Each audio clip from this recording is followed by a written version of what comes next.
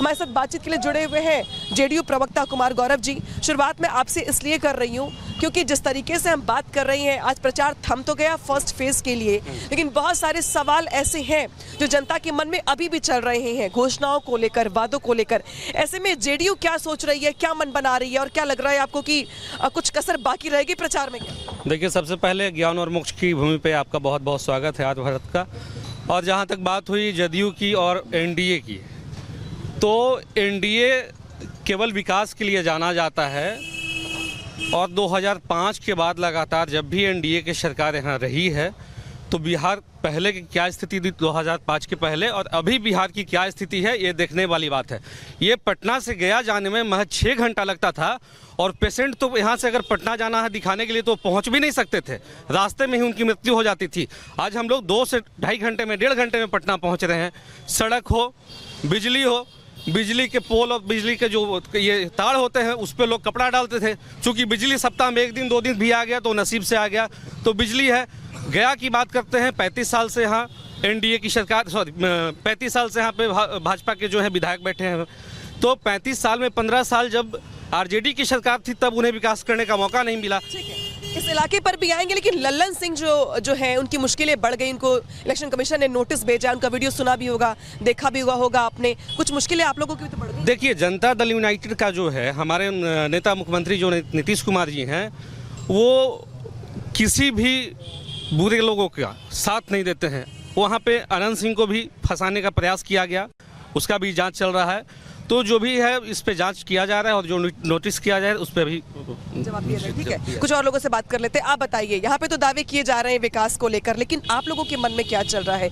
कौन से मुद्दे ऐसे जो लग रहा है इस बार की जनता के मन में घूम रही हैं जिसको सोच के ही वोट डाला जाएगा?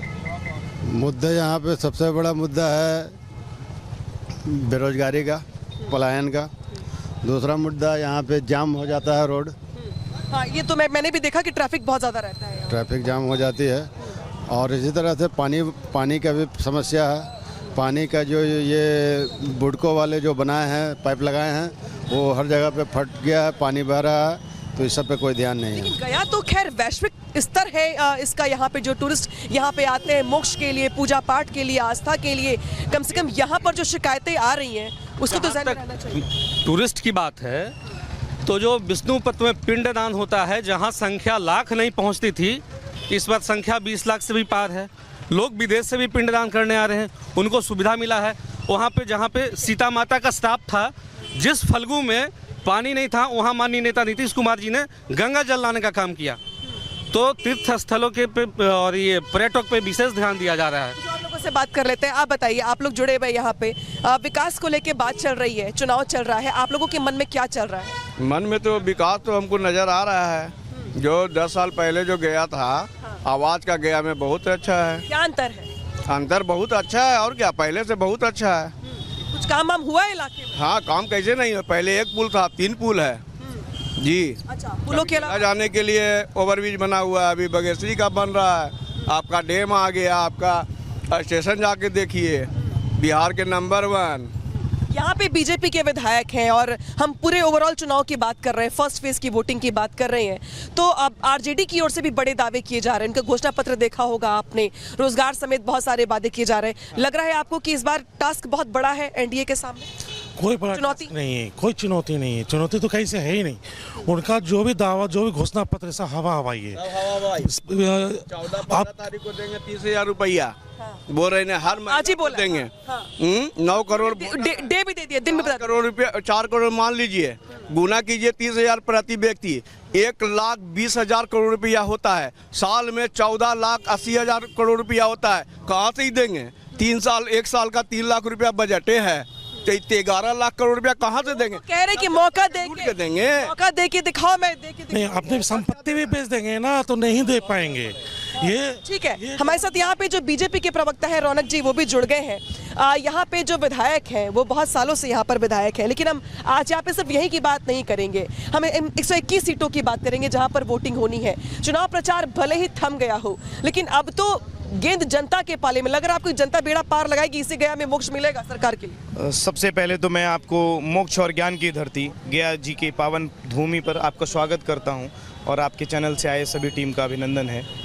देखिए, जैसा आपने बोला कि क्या लगता है यहाँ पर, तो ये लोकतंत्र की सरकार है और लोकतंत्र में जो जनता है वो फैसला करती है और वो यहाँ पर सरकार का निर्माण करती है।